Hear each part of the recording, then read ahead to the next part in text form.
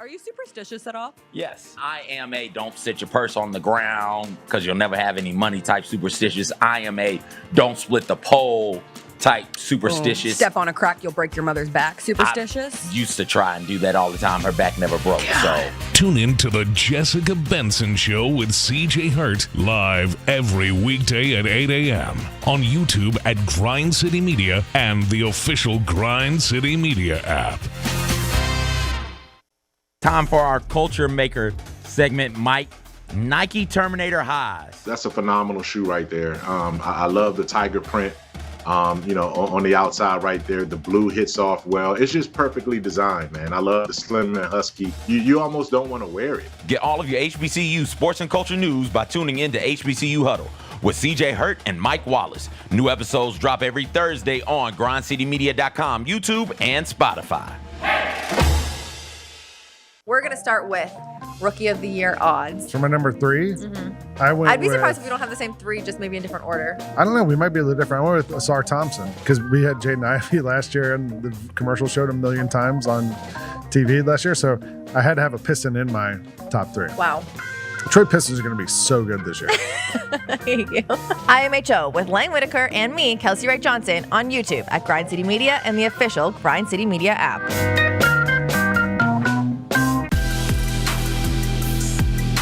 Can't wait. I mean, we're going to have a new roster. The Memphis Grizzlies welcome their newest Grizzly, Marcus Smart. Coming to Memphis, that blue collar, is going to be great. So to be able to go out there and try to bring a championship to that city, it's an honor. We're all hungry. Let's go, big dog. Keep fighting, keep fighting. We're super excited to be in front of the best fans in the league and hopefully deliver a memorable season.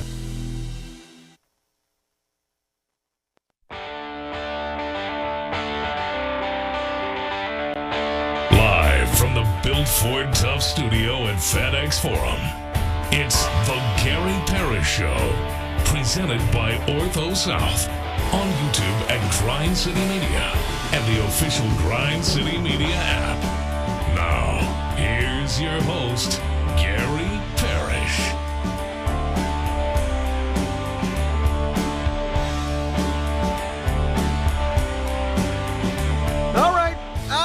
My name's Gary Parrish. I'm speaking to you from the Built Ford Tough Studio, FedEx Forum, downtown Memphis. Bennett Doyle producing the program. Glad he's with me. Glad you're with me. Hope you're getting through the day best you can.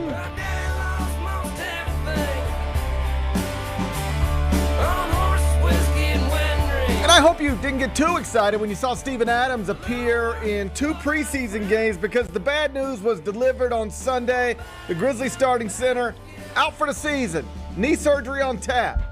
Yuck, yuck, yuck. We'll talk about it momentarily. First, though, quickly, let me set today's schedule for you. 10:20, Michael Eaves going to join me. He's a star at ESPN, hosts Sports Center, hosts the Monday Blitz, Monday afternoons at 2 o'clock Central on ESPN. So he'll be doing that later today, but first he's going to join me in about 20 minutes. Michael Eaves going to be here in the next segment. When I finish talking to Mike, I'll take a break, come back, do 5 more things you need to know, at which point we're going to discuss 5 previously undiscussed stories. Among them, Memphis, Ole Miss, and Mississippi State all won this weekend. We'll talk college football in about 40 minutes. The Rangers beat the Astros 9-2 last night to force a Game 7 in the ALCS. So now we got 2 MLB games today.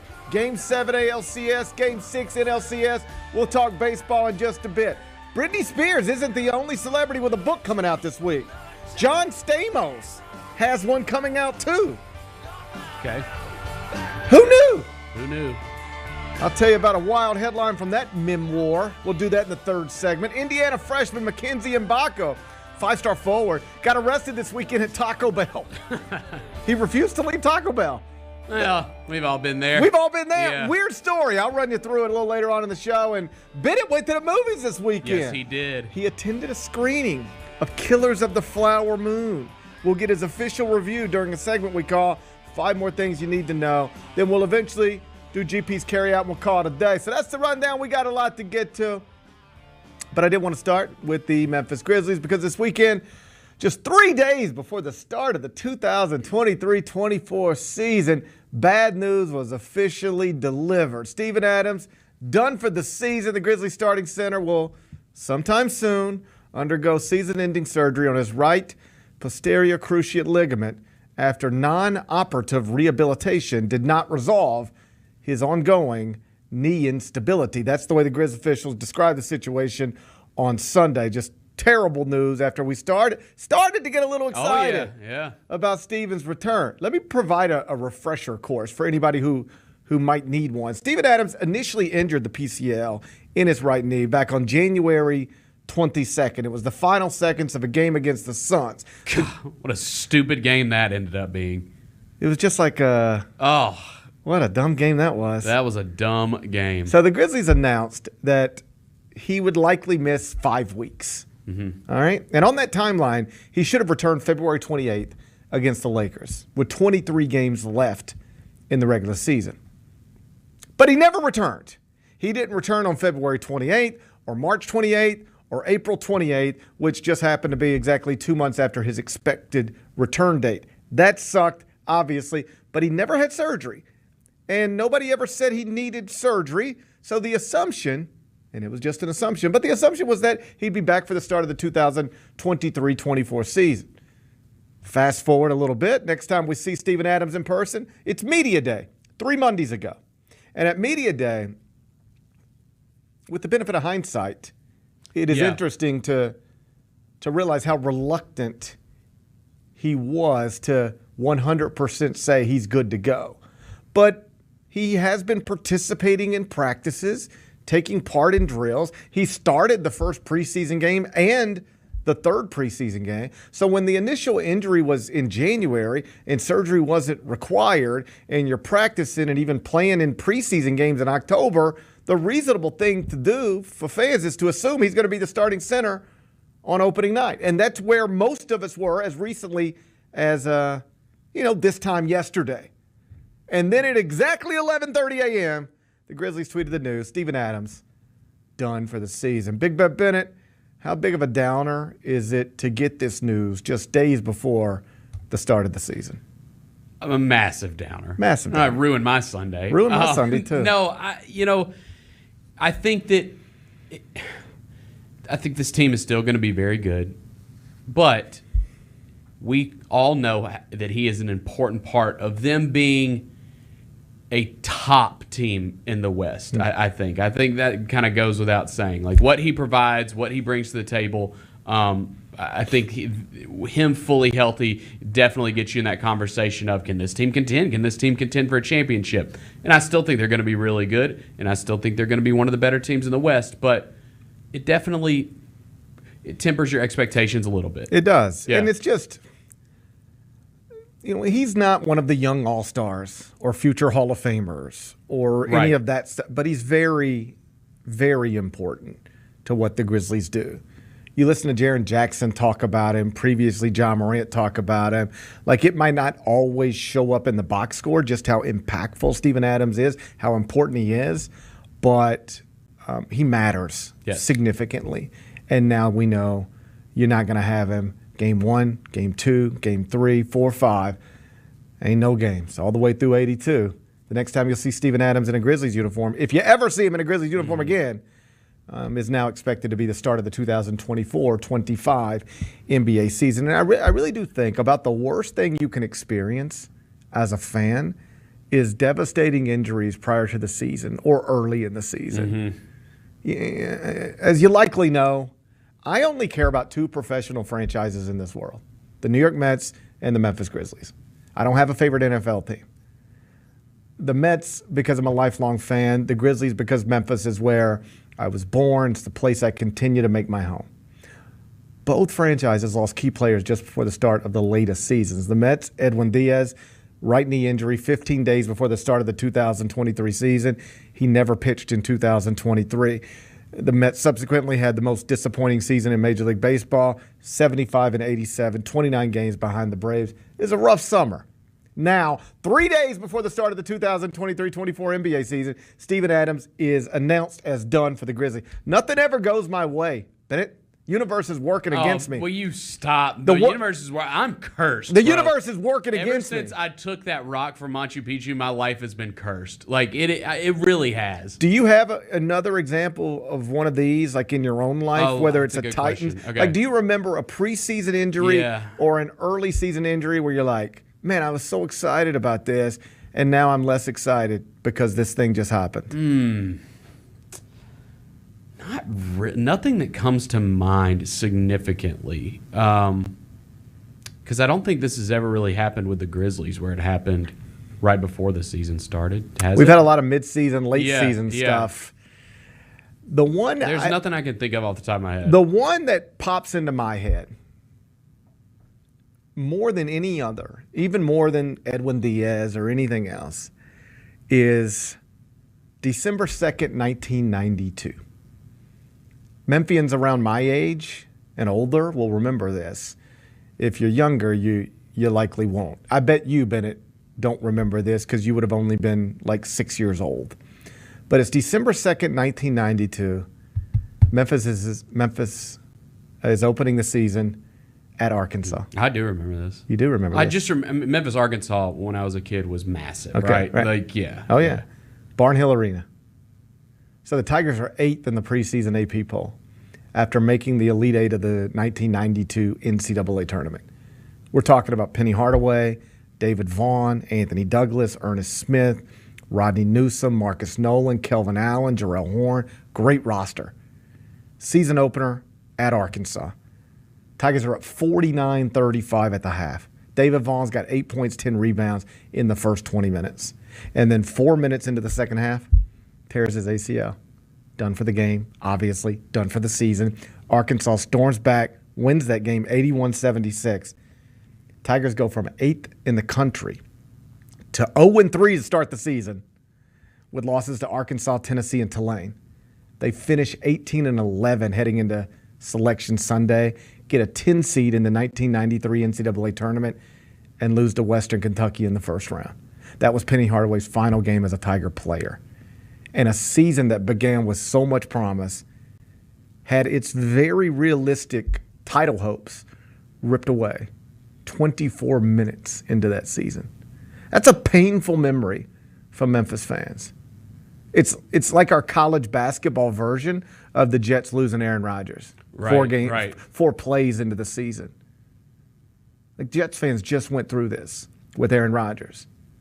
What Memphis fans once went through with David Vaughn, and what Grizzlies fans, to a lesser degree, I got it, are now going through with Steven Adams. Here we are once again as Memphians starting a season with important pieces unavailable. 40% of the Grizzlies' preferred starting lineup won't be in the opening night starting lineup. No John Morant because of a suspension. No Steven Adams because of an injury. Stinks. Yeah. And I guess the biggest question, other than how did we get here, which is a question everybody is asking, and let me be very clear, it's a fair question to ask. When somebody is injured in January and the initial time frame is 5 weeks and they never come back to play in that season, months and months later, and then never have surgery and then come to training camp and participate in drills and performs in 2 preseason games, and then the next thing you hear is season-ending surgery is on tap, it is completely reasonable and normal to ask questions, to be frustrated and wonder what happened. I guess what I would say is I'm not going to pretend I know more than the doctors. I'm not a doctor. I've never touched Steven Adams' knee, much less looked at an MRI. And if I did look at the MRI, I probably wouldn't even know what I'm looking at. I don't feel equipped to question the medical staff because I don't have as much information as they have. But I do think it would be beneficial for somebody to speak on behalf of the organization and just explain to the fans, not to me, but to the fans, hey, I know people have a lot of questions about how we went from he'll be back in 5 weeks to now we won't see him again until 2024, right? Here's what happened. Yeah. If there's a way to be transparent and just lay it out, I think that would be appreciated. Yeah, and I think like you mentioned a media day, and when he was on set with Fish and Kelsey and Roser, like he even said, like, I think clearly it's pretty clear that he thought that he would be able to get through this without getting surgery.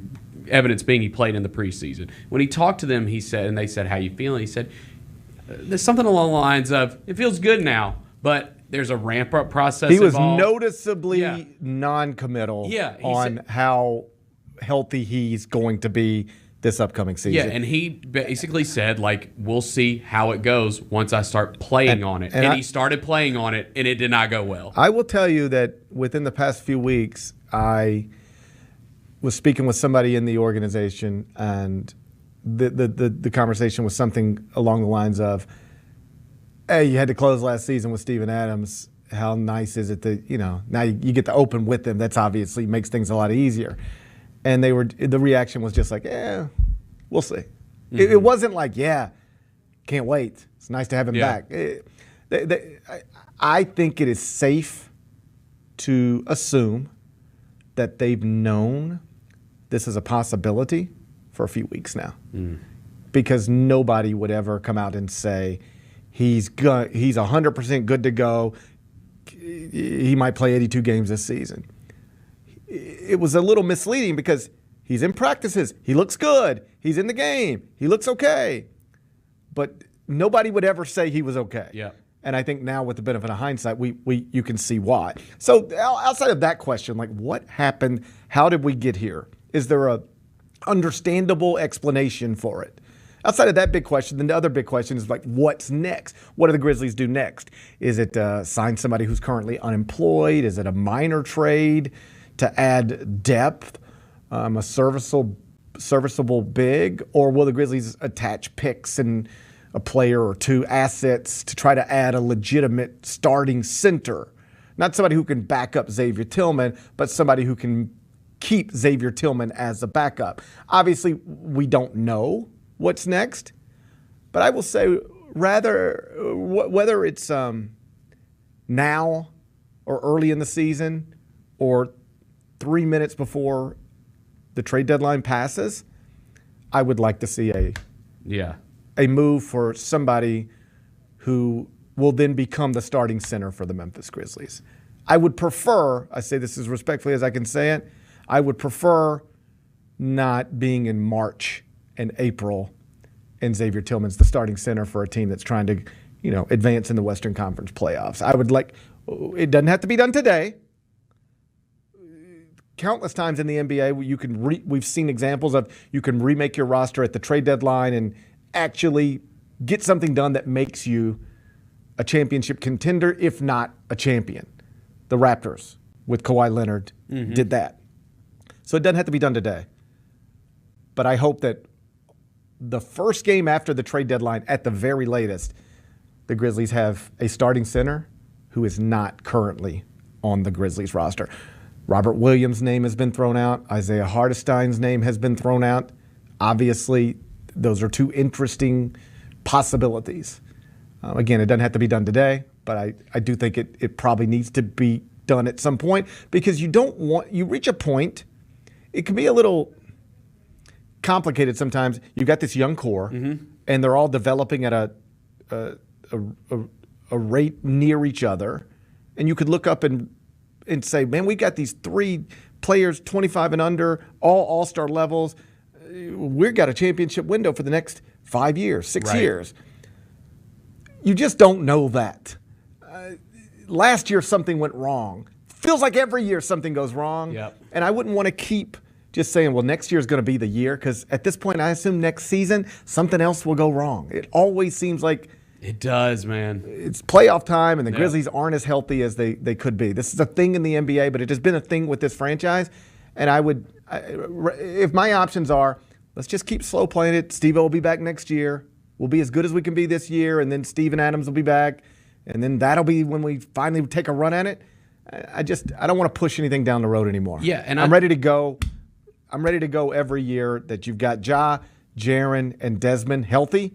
Yeah. I'm ready to put the best team around them I can and go for it. Yeah, I completely agree with all that. I think like in the immediate future too, like I agree that they, if they can, need to come playoff time have a guy on this roster that's probably an upgrade at the 5 position from what they're going to start the season with. I will say in the immediate future, I do think they need to go out and get some kind of big because they will. And they will because you just look at, like, again, Xavier Tillman's an undersized center, and then Jaron fouled out in the last preseason game. Like, that's going to be a thing. And again, that comes with it because he won Defensive Player of the Year doing that. So who am I to say he's got to change the way he plays? But he's going to be in foul trouble this season. You got to get another big on the roster. Yeah.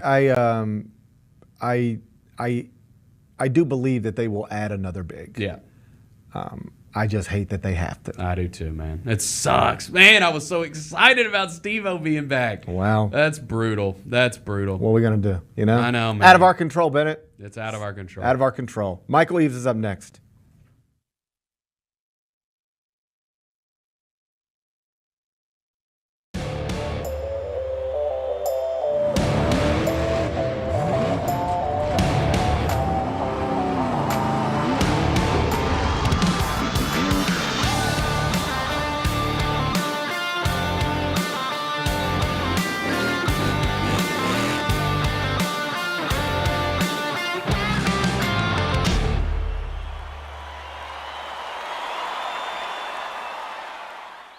Eight-time Grammy Award-winning Anita Baker.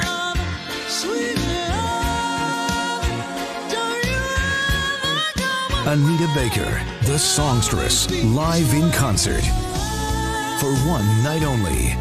FedEx Forum, November 22nd, 2023. Get tickets now at LiveNation.com. Don't miss your chance to see the legendary Anita Baker live in Memphis. The most anticipated rock holiday tradition returns. Trans-Siberian Orchestra, live in concert. December 14th, FedEx Forum. Tickets on sale now at LiveNation.com. A legendary blend of rock, classical, and holiday music for the entire family. Don't miss Trans-Siberian Orchestra, live in concert. The Ghosts of Christmas Eve. Live across North America, Adam Sandler. It's going to be our kind of night here. Joking. One more cartwheel and out. Singing. You guys want to get funky? Let's get funky together. Funkin'. I've been thinking about you. One zip. Oh, shit, man. FedEx Forum, November 16th. The I Missed You Tour. Get tickets now at LiveNation.com. Stevie Nicks. One special night. Saturday, October 28th, live at FedEx Forum.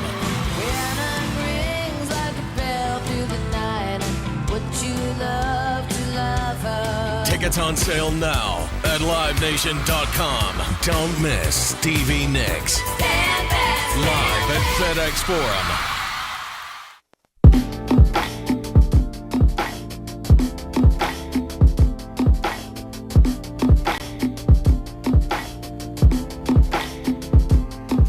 Back to the Gary Parrish Show in the Built Ford Tough Studio, presented by Ortho South. Michael Eaves is a SportsCenter host, also host of the Monday Blitz. That's Monday afternoons, 2 o'clock Central on ESPN. He joins me in the second segment every Monday. He's here right now. Michael Eaves, it's GP. How you doing? I'm good, man. How you living? I'm living okay. I'm doing largely okay, but from a fan perspective, we did get bad news yesterday. Grizzlies starting center Steven Adams is going to have season-ending surgery. He's gone before we even get things underway on Wednesday. As a sports fan, have you ever had to deal with that type of thing where either preseason or earlier in the season, you're so excited about this thing you care about, and then boom, devastating injury, and you don't find yourself hopeless, but you certainly are less excited? I know as a Kentucky fan, you lose Nerlens Noel late in the season that one year, and that team goes from being a contender to an NIT team. Does anything pop into your head when you hear the Steven Adams Grizzlies story from yesterday? From a personal perspective, no. Like, I don't remember a time in my sports fandom where, like, the beginning of the season, you suffered a crushing blow like this. And for the Grizzlies specifically, I mean, you think about it, he hasn't played since January, right? And I feel like so many of the things that, fell short with this squad last year, despite everything with Ja Morant, would have been different if Steven Adams was available on the floor. Because you can have someone have an influence when they're not playing, but when they're on the court versus just in sweats on the sideline, it's different, right? It's just different when the player is out there in the mix with everybody. And I thought for so long that the Grizzlies really missed his presence on the floor that would have gone beyond just what he was able to do, on the sideline, the huddles and practices, things of that nature. But now you won't get him for the entire season. I can understand why Grizzlies fans would feel not hopeless, right, but definitely a little less hopeful of how good this team could be this year. Because, oh, by the way, there's some really good teams in the Western Conference this year. And if you're going to have any chance to compete, you needed your full arsenal of players, and they just won't have it. You mentioned Ja Morant. I'm glad you did, because I don't know how much over the past several months you and I have actually talked about him, but you obviously have a big presence in sports media, and you view this stuff on a national level. Ja Morant is obviously going to miss the first 25 games of this season for off-the-court issues. Is there a redemption story in there if he takes advantage of it? Can we get back to a point where Ja Morant is the young, dynamic, holding his baby girl, possibly future face of the NBA, or has too much damage been done to his reputation? No, it is possible. In this country, for sure, our history tells us that you can come back from almost anything if you do it the right way. You've got to show genuine contrition. People have to believe that you have recognized your fault and whatever has fell upon you, and you are taking responsibility to change that. And it's really about how you perform, how you behave, how you acquiesce to the situation going forward. And the thing that really bothered a lot of people about Ja Morant was it wasn't the first time or the second time. It was like so many repeated missteps that just made him look like a knucklehead for no reason. And that's what got a lot of people, whether you're Grizzlies fans or not, like you just like, damn, Ja, again? Like, bruh, what is up? But if he takes responsibility and goes out there about his business, then yeah, Gary, you can definitely come back from something like that. Just a matter of if he has the full understanding of what is required, or even more specifically, Gary, if he wants to. Does he want to redeem his image? Does he want to be potentially the face of the league, which is where he was absolutely headed before all this knucklehead stuff? He has to want it. And if you want it, then you will do all the things necessary to achieve it. Grizzlies fans know it's the team that gives you the edge. Big River Steel does too. And much like the Grizzlies have recruited legendary talent, we want you to be part of our team. Are you ready to be part of something legendary? Then visit www.bigriversteel.com. That's www.bigriversteel.com.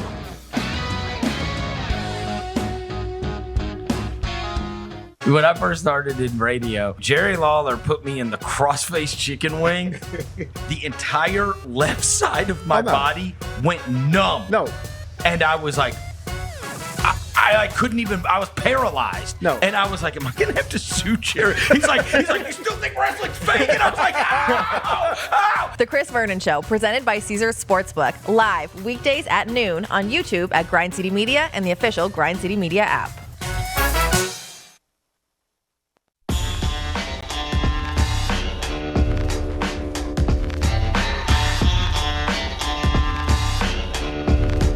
Welcome back to the Gary Parrish Show. We had a connection issue, power issue, something on our end. I'm not real sure, but we're back now. Michael Eaves rejoins. Before we were interrupted, I was asking about just the Taylor Swift-Travis Kelce phenomenon that is in many ways overtaken the NFL. Listen, at this point, Fox, ESPN, CBS, Amazon Prime, everybody's played into it and played it up as much as they can play it up. Have you grown tired of it? Are you still interested in it? Were you ever interested in it? Where are we at with Taylor Swift, Travis Kelce? It doesn't bother me, but also understand, and I've said this on the show several times, we are a star-driven society, Gary. We love this stuff. The people complain about it. The only reason they're complaining about it is not one of their favorite stars. Right. If Beyonce, before she married Jay-Z, was dating Lamar Jackson and she was at the game, we would be showing Beyonce all the time. And it's just what we do. Like, we love seeing stars get together. Why do you think we have People Magazine and E.T.? It's mostly about relationships, whether it's Kim Kardashian marrying Kanye West. Like, we love this stuff as much as we hate to admit it, right? Now, from growing the game standpoint, if you're the NFL, you want Taylor Swift at every damn game, every single game.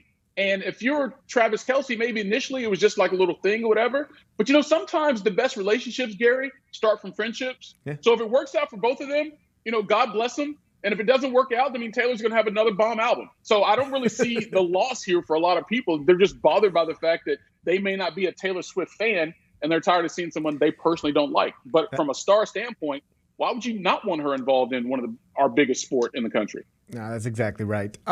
Elsewhere in the NFL, Bill Belichick did get his 300th career victory yesterday. It came against Buffalo. The Bills are now 4-3. They've lost to the Jets, Jaguars, and Patriots.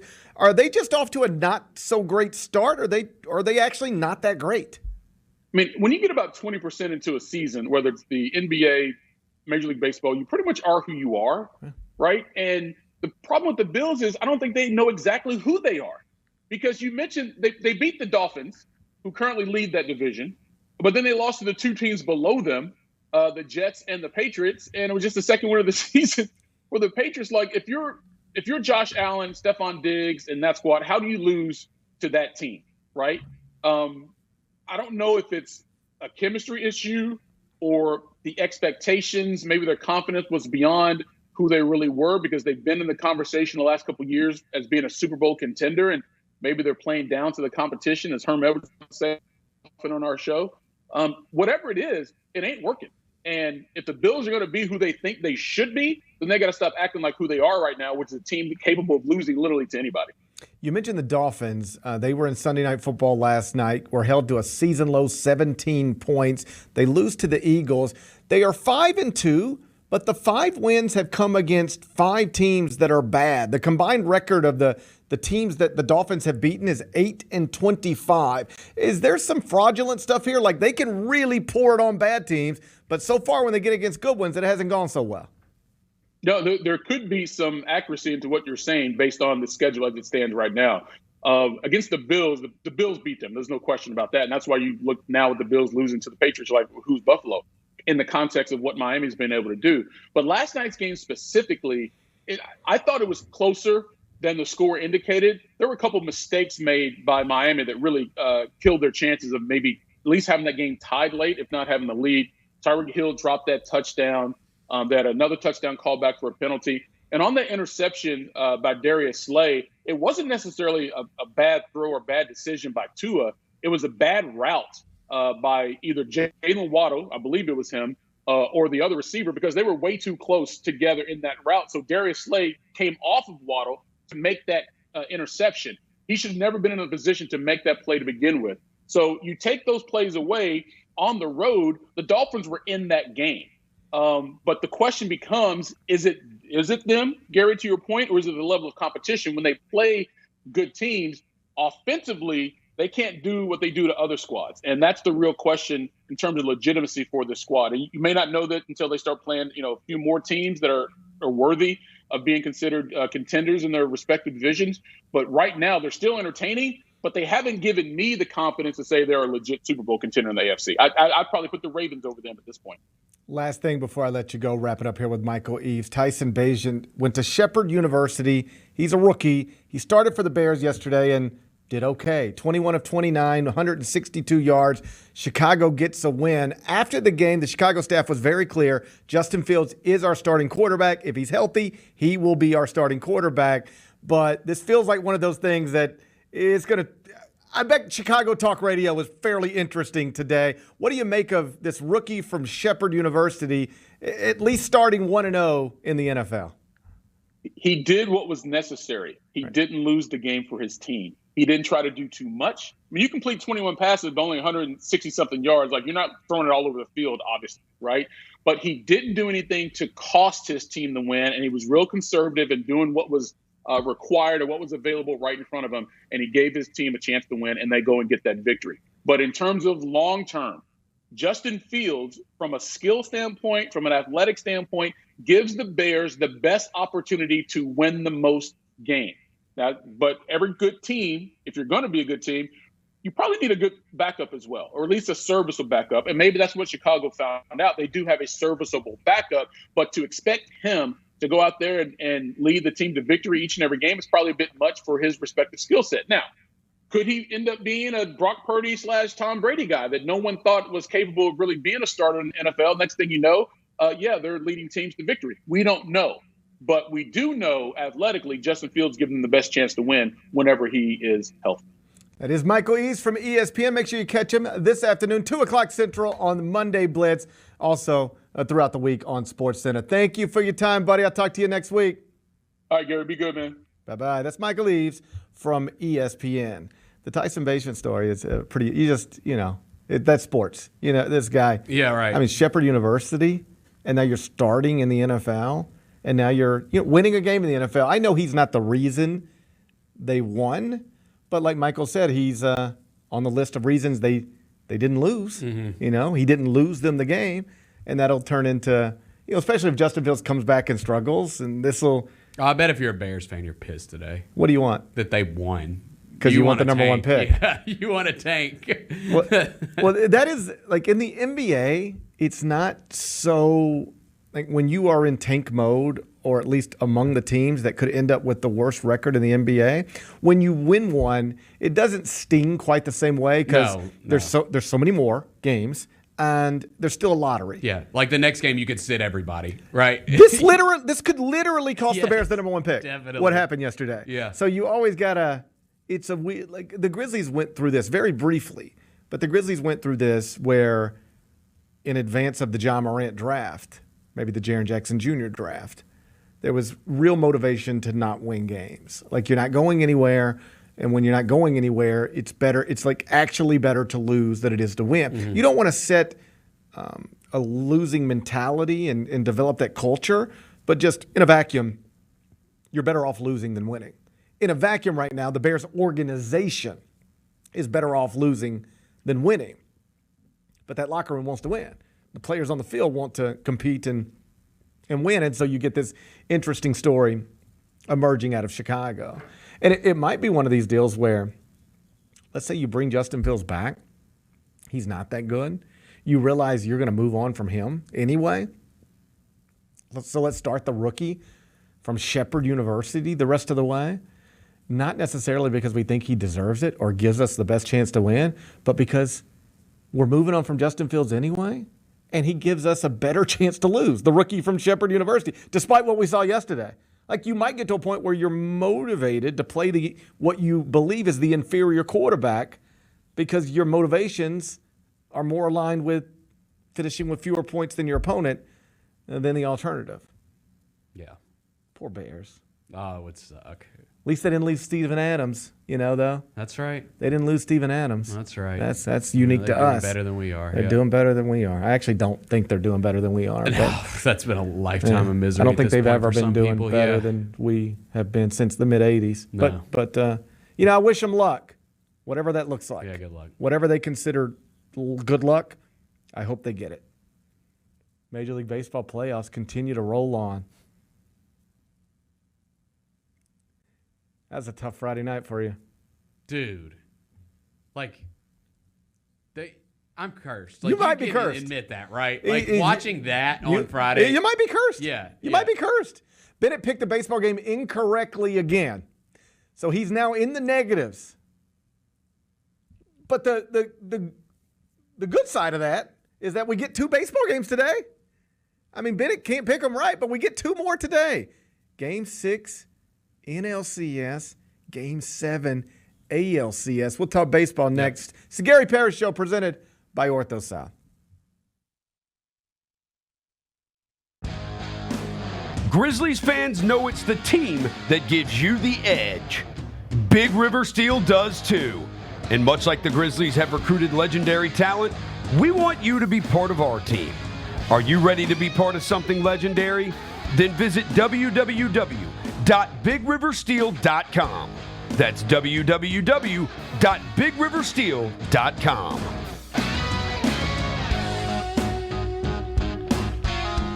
When I first started in radio, Jerry Lawler put me in the crossface chicken wing. The entire left side of my body went numb. No. And I was like, I couldn't even, I was paralyzed. No. And I was like, am I going to have to sue Jerry? He's like, you still think wrestling's fake? And I was like, ow, ow. The Chris Vernon Show, presented by Caesars Sportsbook, live weekdays at noon on YouTube at Grind City Media and the official Grind City Media app. It's more fun to be there live to see the Memphis Grizzlies hit the court all season long. From the electricity in FedEx Forum to the highlight reel plays, there's nothing quite like Grizzlies basketball. As the official marketplace of the Memphis Grizzlies, Ticketmaster gets you in with a huge selection of seats. So get off the couch and into the stands while you still can. Score tickets today at Ticketmaster.com. That's Ticketmaster.com.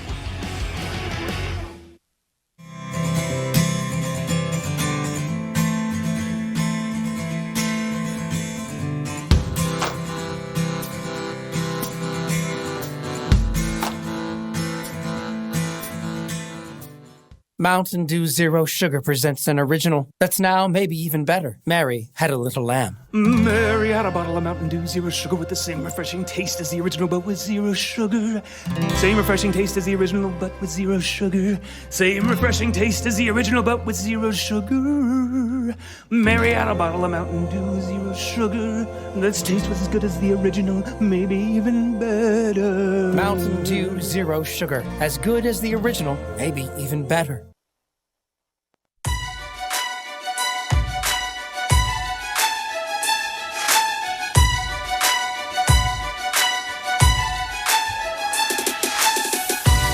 Orthopedic injuries can be unpredictable, unforeseen, and unscheduled, and Ortho South understands this better than anyone. Since your injuries don't make appointments, you don't need to either. That's because Ortho South welcomes walk-ins during the weekdays, in the evenings, and even on Saturdays. So next time an unforeseen injury makes an unscheduled appearance in your life, visit orthosouth.org to find your nearest urgent care location. Just walk in, and Ortho South will take care of everything, especially you. Learn more at orthosouth.org. That's OrthoSouth at orthosouth.org. I got 5 more things you need to know. Number 1. Memphis, Ole Miss, and Mississippi State all won this weekend. Arkansas did not. Tennessee did not. Big Bet Bennett. Let's start with the Vols. Yep. Up 13 points at the half. Ooh. Against Nick Saban and the Crimson Tide, and then squander it away. How often are you everybody ever started smoking cigars? How what often, was that all about? How often are you ever, Bennett? Well, people like cigars. They're celebratory. People like to celebrate by smoking cigars. They're celebratory. Do you enjoy a nice cigar?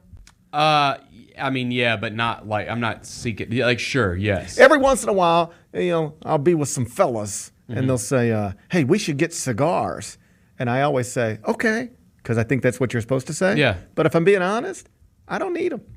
I mean, I enjoy it. Like, if you give me a good cigar, Why do I'll you enjoy enjoy it, it? but I'm not seeking it out. What is so good about it?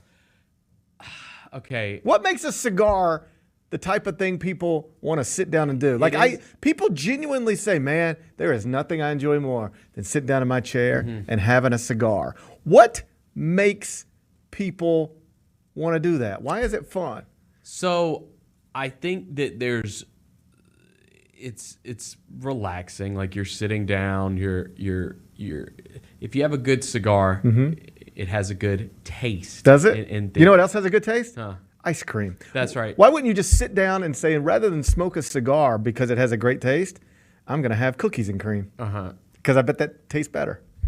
Yeah. Would you rather have a cigar taste or cookies and cream taste? It's hard for me to explain. Be honest. Cookies and cream. It's hard for me to explain because I'm not a cigar connoisseur, but I understand there's something about just getting the smoke in your mouth and blowing it out and like just taking a pull of the cigar, tasting it. Like, you're not really getting a buzz, like, unless you just smoke it wrong. You know what else tastes good? Pizza rolls. If I said you can have cigar smoke in your mouth, you can taste that, or pizza rolls. What would you rather taste? Pizza rolls. But I'm just telling you, if somebody puts a nice cigar in front of me, I'll smoke it. Yeah, I understand. Am I seeking it out? No. I understand that smoking cigars is a thing that people actually really look forward to and enjoy. Yeah. I just don't understand why, because it doesn't make sense to me. Yeah, it is kind of a weird thing. I mean, I don't necessarily understand it, but I know that like I can enjoy it. Like yeah. I just don't. I don't ever like. But I don't do it very often. Hey, what are you doing? Oh, just sitting down on the porch having a nice cigar, and I never understand why that's so nice. Yeah, like I'd rather do it like, you know, if somebody like is celebrating and they're like, hey, got some cigars for everybody. Yeah, sure. Every time the Final Four's in Indianapolis, Indianapolis kind of shuts down a little early, you know? Yep. They call it Nap Town for a reason. Okay. So it shuts down kind of early, except this one place. I'm sure there's more than one place, but this place, there's a cigar bar downtown. And so it's like, if you want to keep hanging out, go to the cigar bar. You got to go to the cigar bar. Yeah. And so you sit in the cigar bar, and you know what they do there? Smoke cigars. Oh, boy. Yeah. Lots of them. And you just, you like the way it tastes. I hate the way it makes me smell. I don't like the way it makes me smell. Then what are we doing? I don't like that. I wonder, I'm just going to throw it out there. What if people only smoke cigars because they think it's the cool thing to do, and nobody actually has ever stood up and just said, you know what, this is bananas? No, I mean, come on, that's accurate. Like that's why do we smoke cigars? Because it's the cool thing to do. What if people don't actually like it? They just think it's the cool thing to do, so you do it because you want to be cool. Yeah, I mean, I think, but you don't like actually love it the way you think you would love it. It's a fair point. It's a fair point.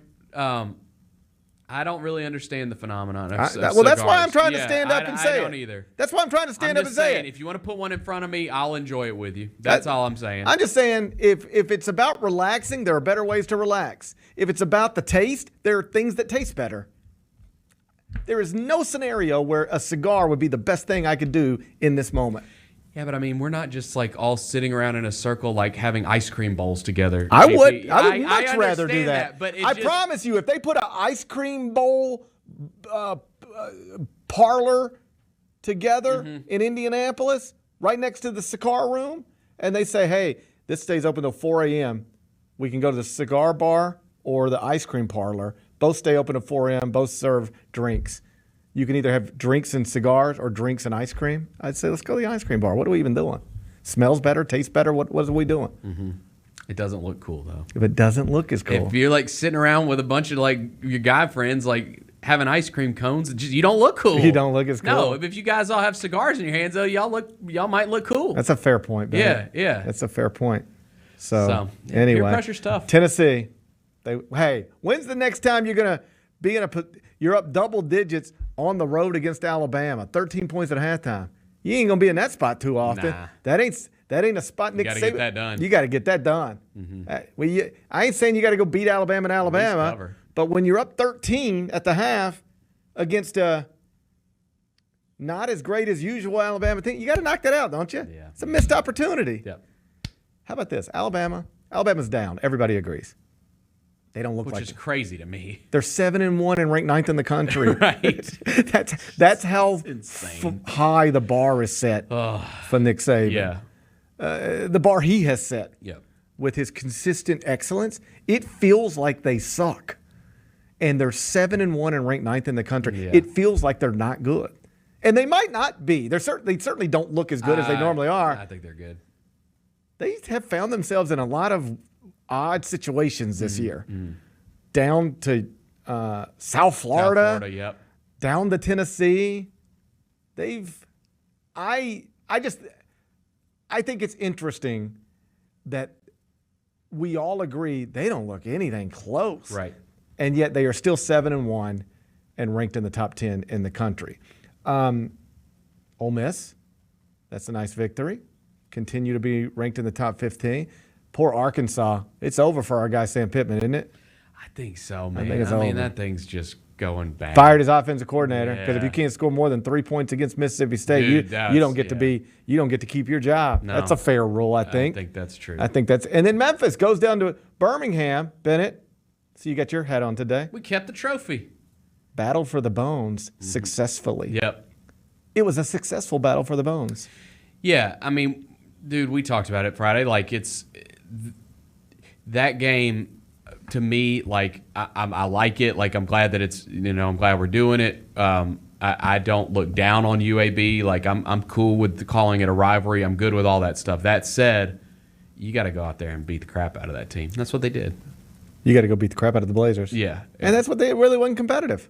No, they controlled it. No. It was like early in the first quarter, and then Memphis kind of just jumped on them. Yep.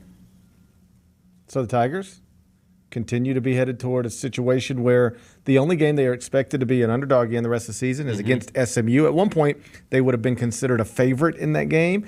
That is no longer the truth based on MasseyRatings.com. But still, hey, a 10-win season still very much in play. Oh, yeah. For Ryan Silverfield and the Tigers. They battled for the bones, and they walked away with the trophy. Yeah, put that shit on display. Put it on display, Bennett says. Number 2. Rangers beat the Astros 9-2 last night, forced Game 7 in the ALCS, and we got a Game 6 in the NLCS tonight.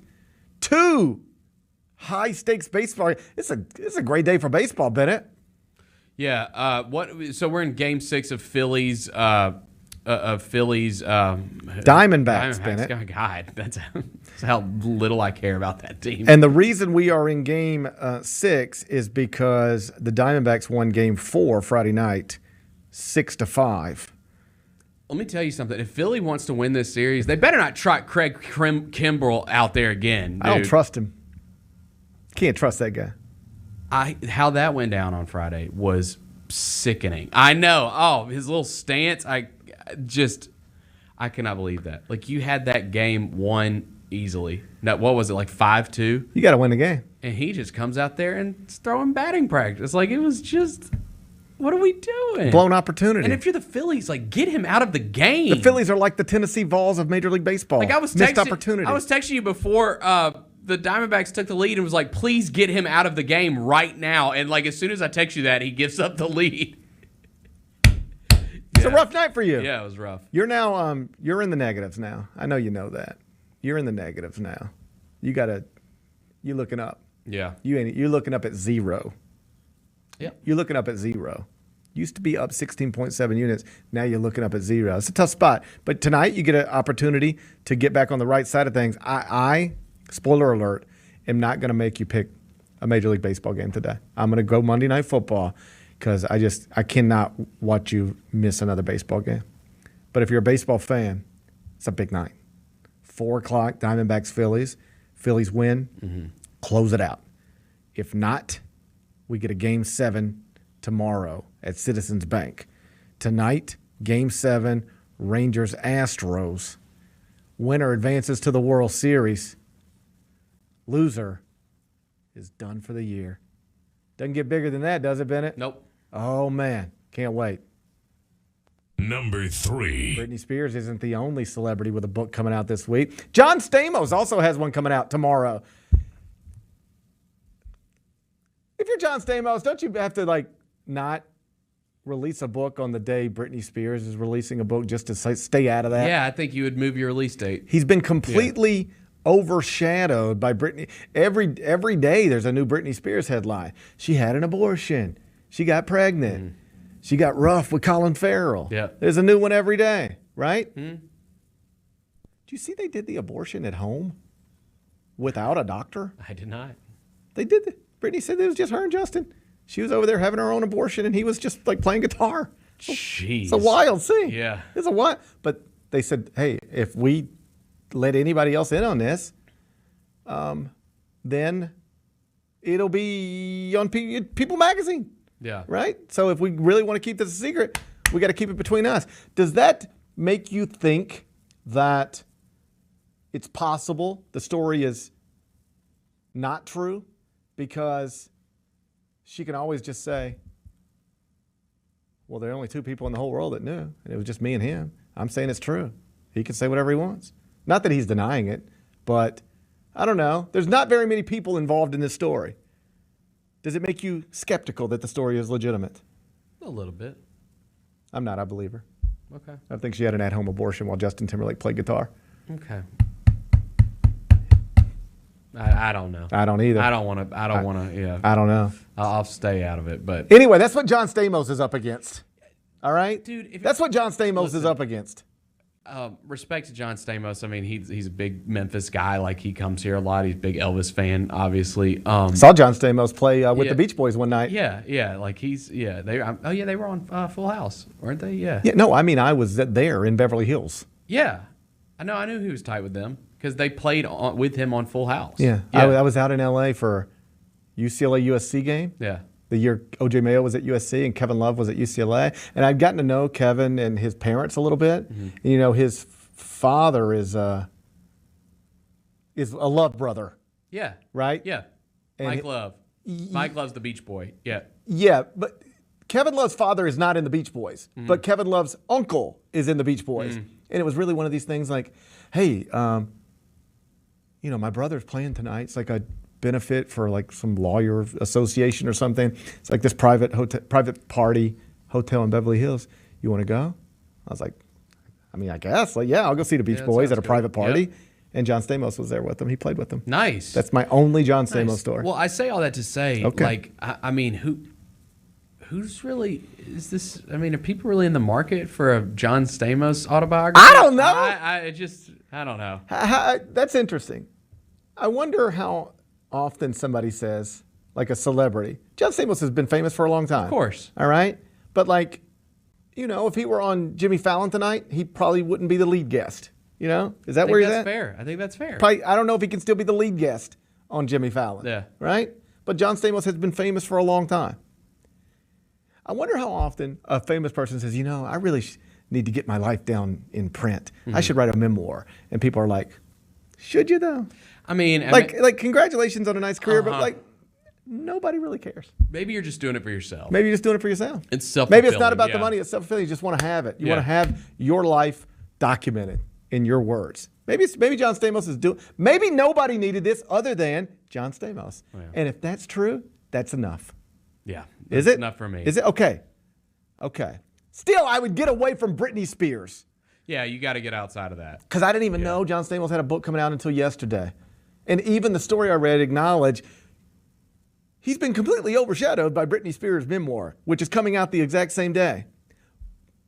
But John Stamos has created a headline. Which is?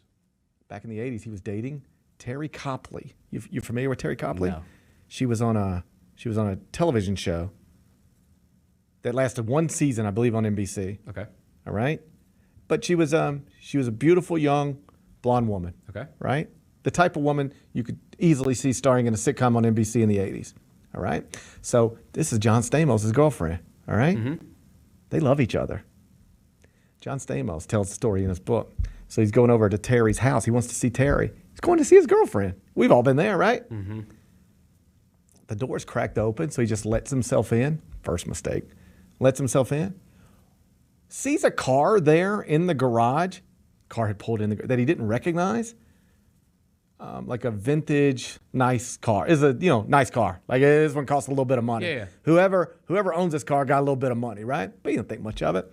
So then he walks into the bedroom, and he sees his girlfriend asleep in bed with another man. It's Tony Danza. Oh, wow. Who's the boss? Damn. Who's the boss now? And they kind of look alike. You could see John it. Stamos and Tony Danza. Like if you told me. She's got a type. Like if you told me, like in present day, if you said, well, you know, that this woman hooked up with both Harry Styles and who's another young celebrity that everybody, Pete Davidson. All right. If you said, oh, yeah, you know, so-and-so, she hooked up with both Pete Davidson and Harry Styles, you'd be like, well, that makes sense. If you could hook up with one of them, you could probably hook up with the other. That actually makes a lot of sense. Mm-hmm. Totally makes sense that a woman would be in a relationship with both John Stamos and Tony Danza. Would not surprise me. If you are in that world and everything enough to be pursued by John Stamos, it's easy for me to see how Tony Danza would also want you. Yeah. I see how this happened. Yeah, for sure. How do you handle that if you're John Stamos? You walk in and who's the boss is laying in bed with your girlfriend. How do you think you handle it? I'm sure they had words. They didn't. He just left. Well, I mean, she clearly didn't care about him. I mean, she left the freaking door open. She wasn't trying to hide nothing. He left. She let Tony park in the garage. She wouldn't try. She didn't give a damn. John about Stamos John. went to the car, said he found in the car a poster of Terry, his girlfriend, so he thought, and it said, "To Tony, I will always love you." Wow. So you couldn't even write it off as like a little fling, like, "Hey, we were at a party last night. Things got a little out of hand, and it was just a one-time thing. Baby, I love you." You couldn't even do that with it. She's writing letters to Tony Danza. It's a tough spot. Walk in and see Tony Danza's got your girlfriend in bed. You know?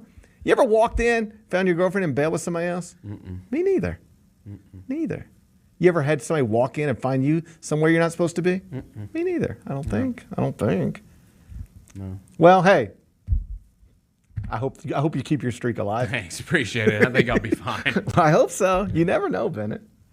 Number 4. I hope so, though. Indiana freshman Mackenzie Mbaka got arrested this weekend at Taco Bell. You see the story? No. 5-star freshman. Okay. It's a big-time player. What happened? So after 2 a.m., he's in the Taco Bell drive-thru. Already. Yep. We've all been there. We've all been there. All right? We've all been there. Apparently, the drive-thru refused to serve him because he was being rude and cursing. So he's in the drive-thru. I imagine it's going normally up until a point. "Welcome to Taco Bell. Can we take your order?" At some point in the process of giving his order, he becomes, according to the employees, both rude and verbally abusive. Okay. Let's stop here. What has to happen for you to get rude and verbally abusive at a Taco Bell drive-thru? They tell you ran out of Doritos Locos. Yeah, something like that. Yeah. It's like, I'll have 2 cheesy gordita crunches. "Oh, I'm sorry, we're out." Might lose your mind. F you. You might, yeah. Oh, Yeah. You might. I mean, I haven't, but you might. I mean, it's 2 o'clock in the morning. You've been the only reason you're in this drive-thru is because, like, you really want what they got. Like, you really want what they got. I mean, at that point, like, dude, honestly, at that point, I could just pull up to the damn drive-thru and just be like, "Y'all just give me. I'm going to spend like $20. Yeah, here's a 20. Fill me a bag up. Yeah, just fill me a bag up. Prepare it however you want to. I don't care. Just throw some stuff in the bag and let's call it even. Yep. All right. So at some point, probably because they were out of cheesy gordita crunches. That's my operating theory.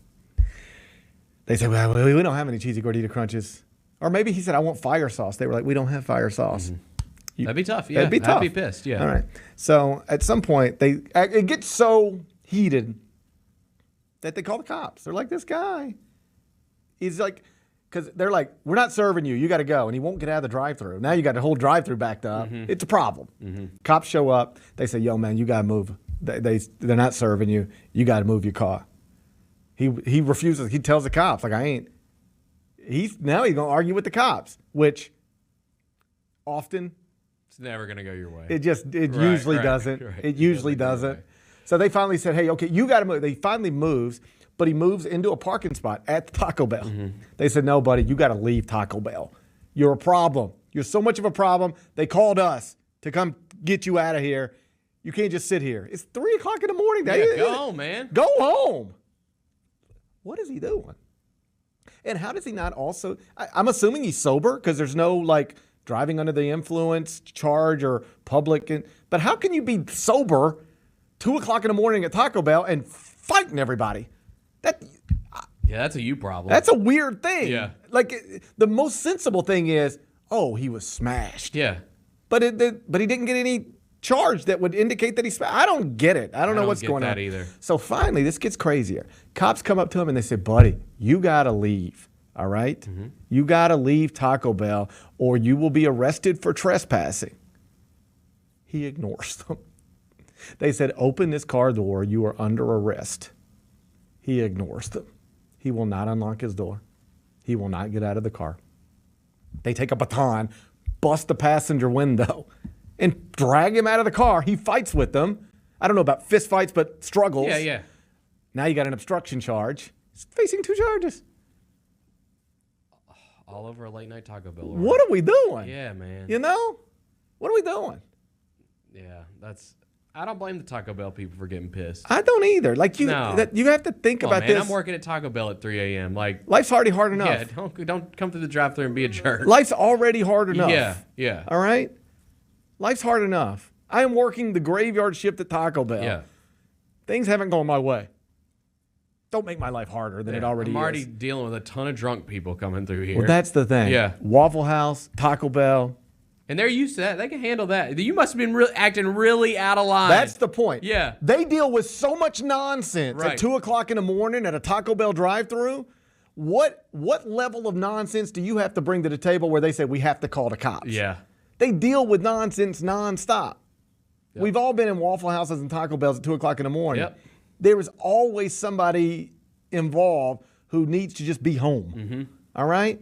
And they deal with it every day. And yet they couldn't deal with you. What does it say about you?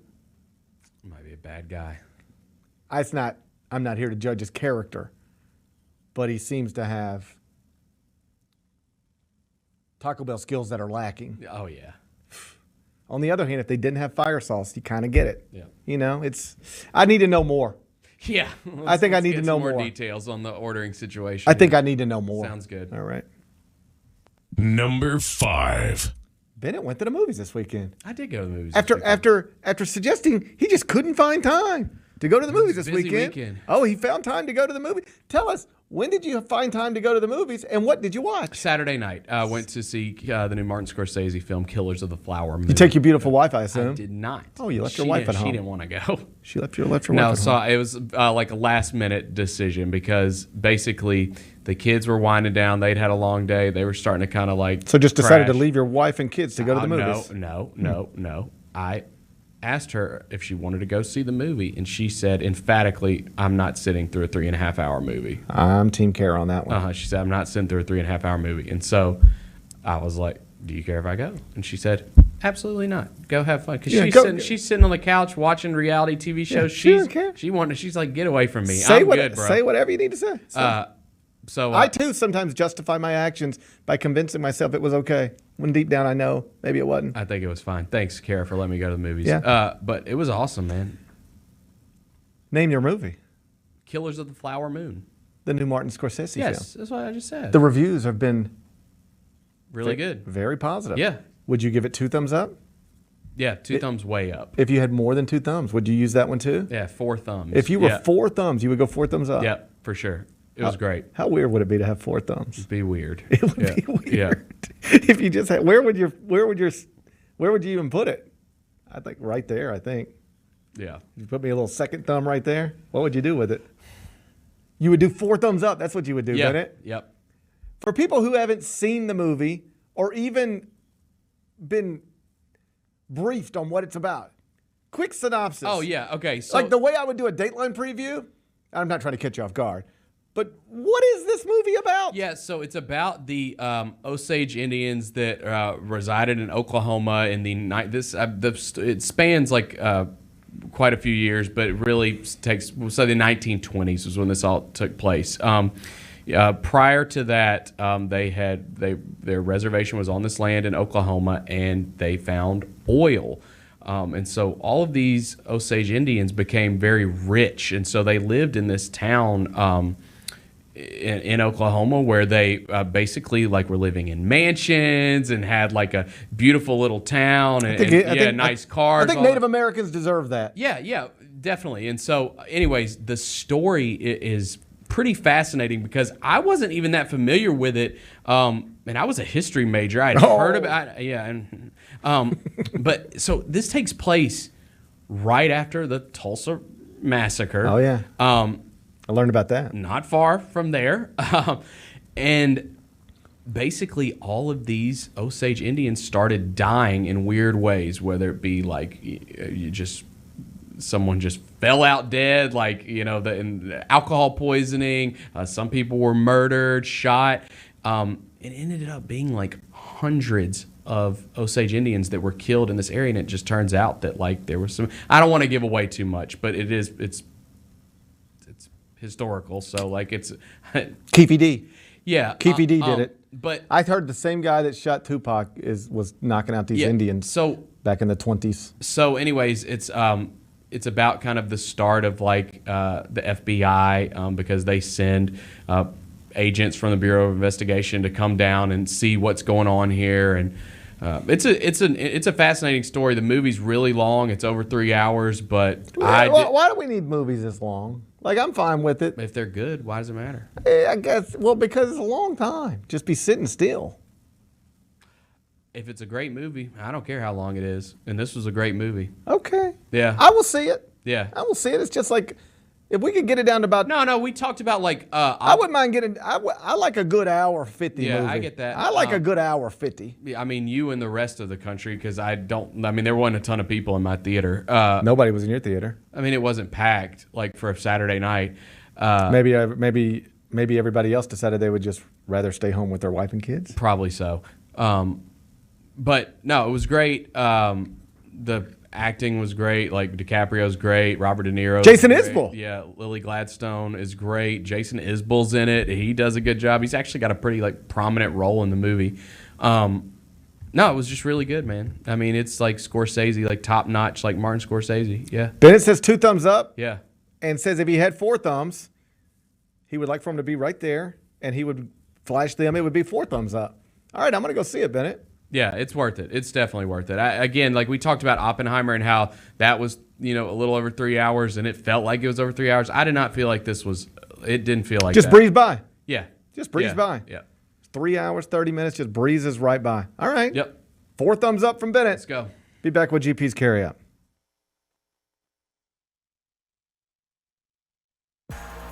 We know there's only one team you want to watch, and Bally Sports is the place to get your Grizzlies.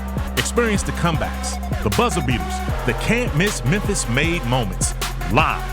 Bally Sports keeps the grind going before and after the game, too, with Pete, Brevin, Fish, and Chris on Grizzlies Live. Watch Grizzlies basketball all season long with Bally Sports and streaming on the Bally Sports app. Bally Sports, home of the only team you want to watch. Michael Wallace, you saw Zaire play. Do you see that progression coming out of the young man from Stanford? I do see the progression. I do see the growth. He came into training camp saying, no one around here worked harder than me. And that was a declarative statement. Hey, Grizzlies fans, be sure to tune in to Grizzbeat, where the panel and I break down all things Grizzlies and take a look at the rest of the NBA as well. The show is live every Wednesday, 2 p.m. on YouTube at Grind City Media and the official Grind City Media app.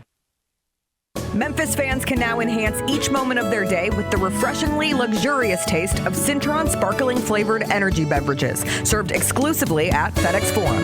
Cintron World is a lifestyle beverage brand inspiring everyone to create their lives with intention, energy, and style.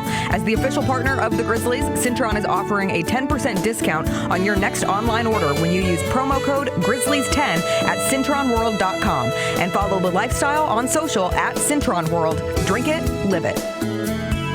Are you superstitious at all? Yes. I am a don't sit your purse on the ground because you'll never have any money type superstitious. I am a don't split the pole type superstitious. Step on a crack, you'll break your mother's back superstitious. I used to try and do that all the time. Her back never broke. So tune in to the Jessica Benson Show with CJ Hurt live every weekday at 8 a.m.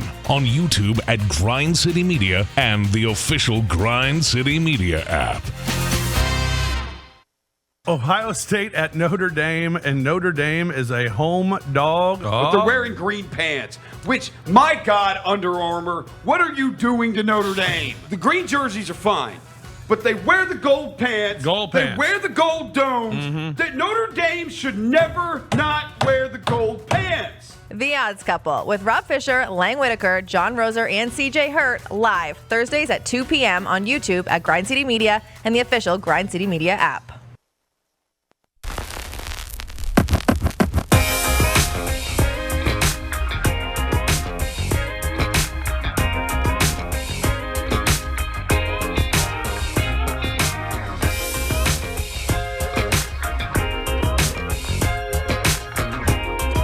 Welcome back to the Gary Parrish Show, presented by Ortho South. We're in the Built Ford Tough studio.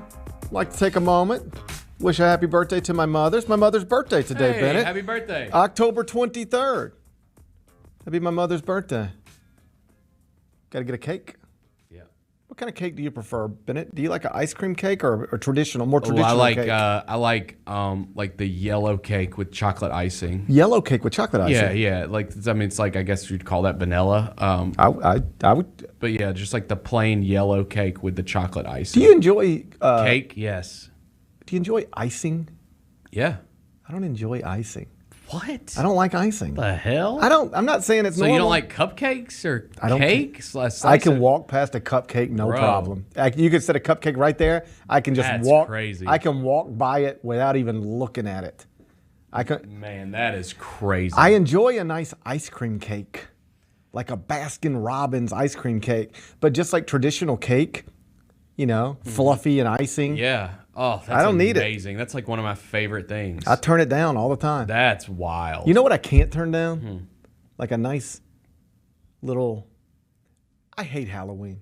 Not actually I hate the build up to Halloween, because in my home, I can't speak for anybody else's home, but I happen to live with people who think you have to really plan for Halloween. Oh, I do too. Yeah. Okay. I mean, this is what I mean. It's October 23rd. Yeah. Right now, there is so much candy in my house for Halloween. Me too. Why is it there? It doesn't have to be there. And it's not like Walgreens is not going to have candy on October 31st. I mean, they might not, but you get the point. I guarantee you, if we got to find candy on October 31st, it's out there somewhere. We'll find it. Well, we got to go ahead and get it. Why? Because you know what happens. It's open. There's so much of it. And you just grab a piece every time you walk by. Every time. Every time. Every day. I'm eating little Reese's cups all day. All day long. Why are they there? Because there? the thing is, one is no problem. It's it's just one. Yeah, if you eat a little piece of candy, that's fine. It's not great for you, but that's fine. It's not going to hurt you. The problem is every time you walk past it, you grab one, and then an hour later, you grab another one, and then by the end of the day, you've eaten 24 freaking Reese's cups. That's right. Then you start getting creative. You're like, I should put one of these in the freezer, get it cold. Yeah. Mix it up a little bit, get it cold and crunchy. Yeah, and then it gets to the point where it's like, well, I mean, I've already eaten 10 Reese's cups, so now I it's can have like a Kit Kat. Now it's like I'll do better tomorrow, but then there's more candy tomorrow. Do you know that's a real thing? Yeah. If you are somebody who counts calories or carbs or anything, once you go too far, you're just going to keep going. You break down. Yeah. It actually, studies show. Yeah. You are very good about, I can't eat this. I can't eat this. I can't eat this. But once you eat it, it's like, well, now I can go all in. And now I'll it's do better over tomorrow. Yeah. It's too late now. Yep. It's too late now. Yep. That's a real thing. And so here's the thing. Tell me. In my house, weeks in advance of Halloween, there are people, I ain't going to name them, but there are people I live with who are responsible for Halloween costumes already being bought and Halloween candy already being bought. Prediction. By October 31st, we will be missing something to do with the costumes, and we will need to go buy more candy for trick-or-treaters because we have eaten all of our previous candy that we bought for trick-or-treaters. So why do we do this? Why don't we know ourselves better and say, this whole, we got to get Halloween candy for Halloween? It's not actually for the trick-or-treaters or Halloween. It is just it's for us. We're going to be picking at this for the next week. Yeah. Why don't we know that? Why can't we be honest with ourselves? No, it's a problem. It's a real problem. It's a problem. We ain't the only ones dealing with this. We're not the only ones dealing with this. No. It's a problem. Everybody's got their own challenges in their house. This is one of mine. Yeah, and I mean, is we tell the kids or tell Noah you can't have this is for the trick or treaters. Like you can't have. But that ain't what. And then I mean it. Of course. Yeah. Right. It's just not smart. Yeah, it's hard to have self-control around stuff like that. Anyways, going back, cake is incredible. I don't know. Cake is incredible. I can't tell you how many times I turned down cake. Is incredible. There is no scenario where I could be like just hanging out and somebody goes, "Hey, you want this Reese's cup?" I'd be like, "Yeah." I mean, I can't turn it down. Yeah. But all the time, I'll be at a birthday party, kid's birthday party. Hey, you want a piece of cake? I'm good. I don't like all that icing. I turn down cake all the time. I like cake, man. Can't turn down lots of things, but cake. Pie. Give me a good slice of pie, I like a good pie. Do you have a pie you prefer? Man, I like a classic just apple pie with a good crust on it and maybe a scoop of vanilla ice cream with it. That is. Do you F with lemon meringue? Sure, yeah. I don't discriminate when it comes to pie. I'll eat any kind. I'll try any kind. I'll eat any kind. I F with lemon meringue. Any kind, yeah. I F with lemon meringue. I like a good pumpkin pie, too. Yeah, it's not my favorite, but I'll eat it. I'll eat it. Yeah, it's fine. But not cake. I don't care about cake. I like cake too. Anyway, we got, hey, happy birthday to my mom. Yeah, That's what I was trying to Hope say. you get a good cake. Hope you get a good cake. Yeah. But I just hope you enjoy your cake. Yeah. All right? Let's do GP's carryout. It's time for GP's Carryout. One final segment filled with stuff to take with you. It's not everything you need to know, but it's most of it. What did we learn today? A whole bunch of stuff, but the big story, the devastating news, delivered at exactly 11:30 a.m. Right as people, what time do folks get out of church, you think, Bennett? I'd say around 11, Can you 30, 11:45, yeah. Can you imagine walking right out of church?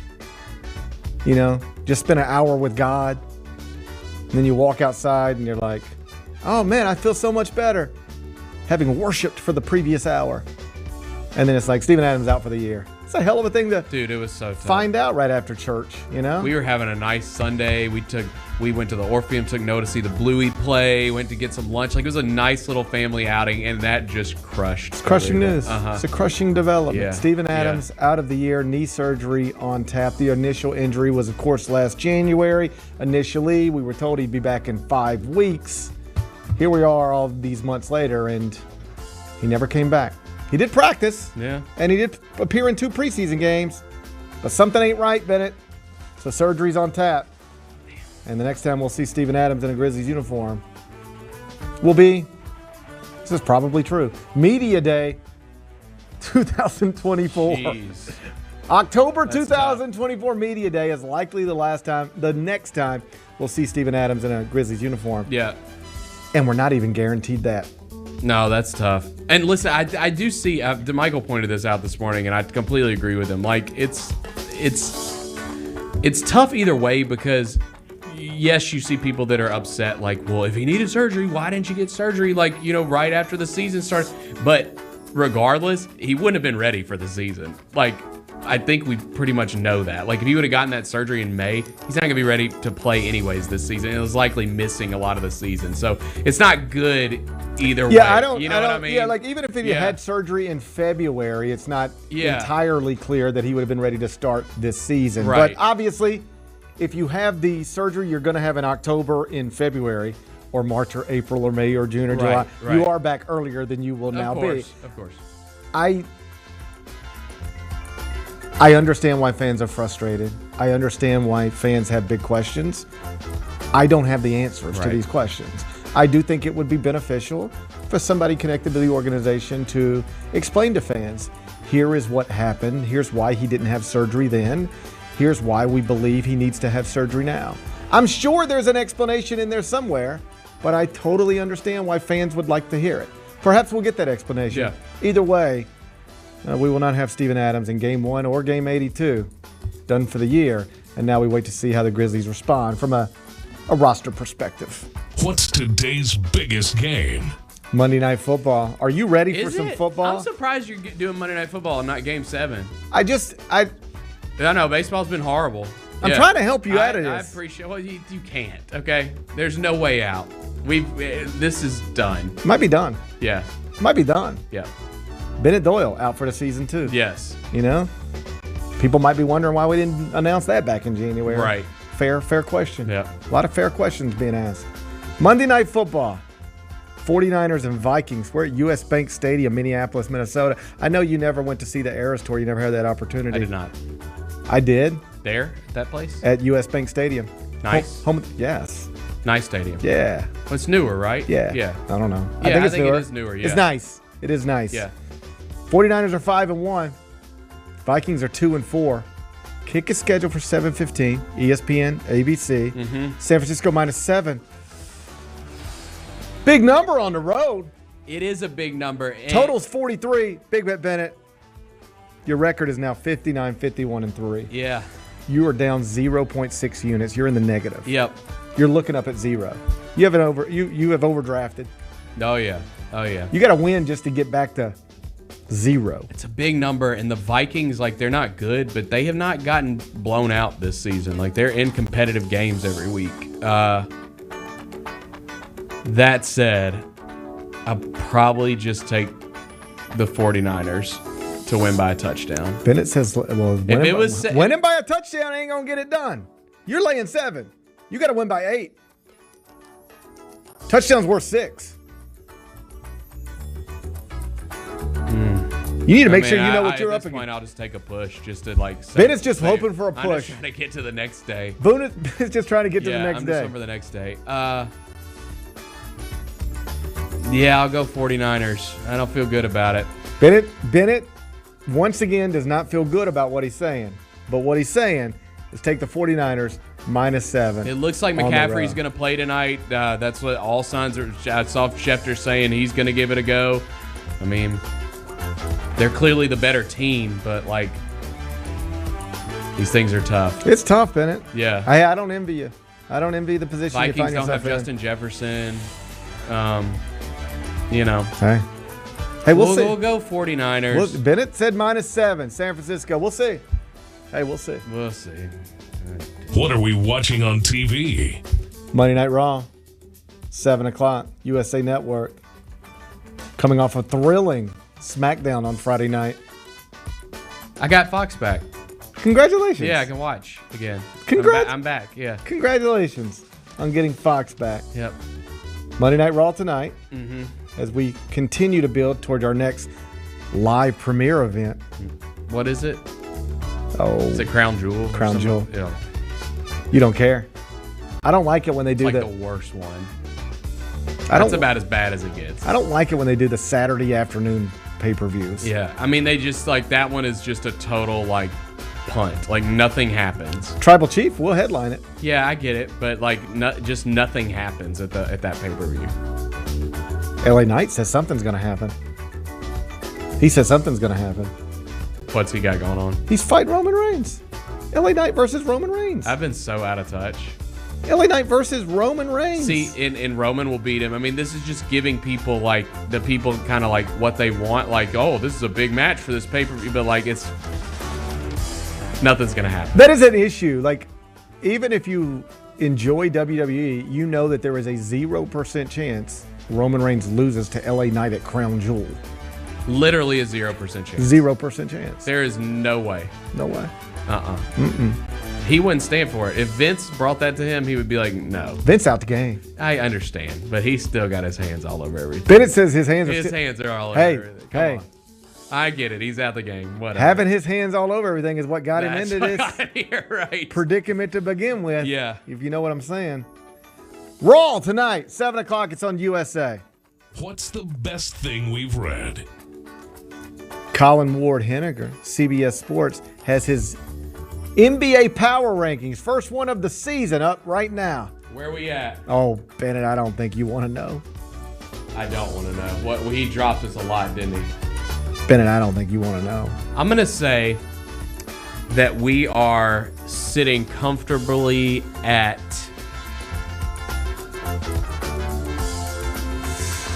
13 in his power rankings. I wish.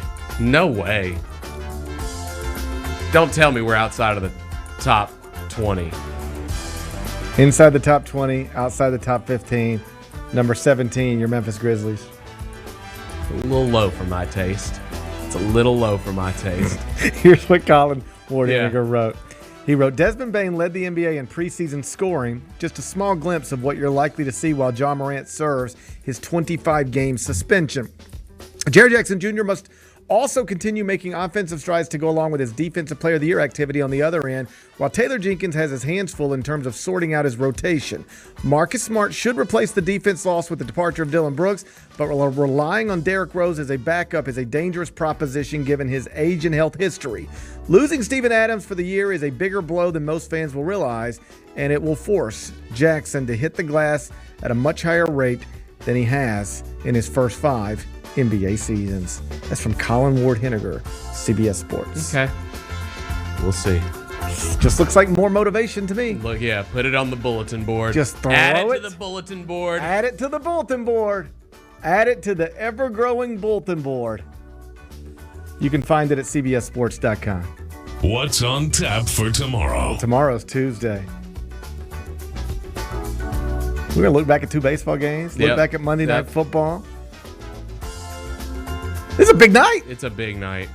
It's a big night. It's a big night. Come on, 49ers. Bennett says, come on, 49ers. Roser's not confident. Who you want? He never, dude. I got beef with Roser because he like comes in here and is like, oh, I mean, it was close, like and I'm just like, bro, you root for like the most amazing team I've ever watched. Like, what are you talking? He's about? living a.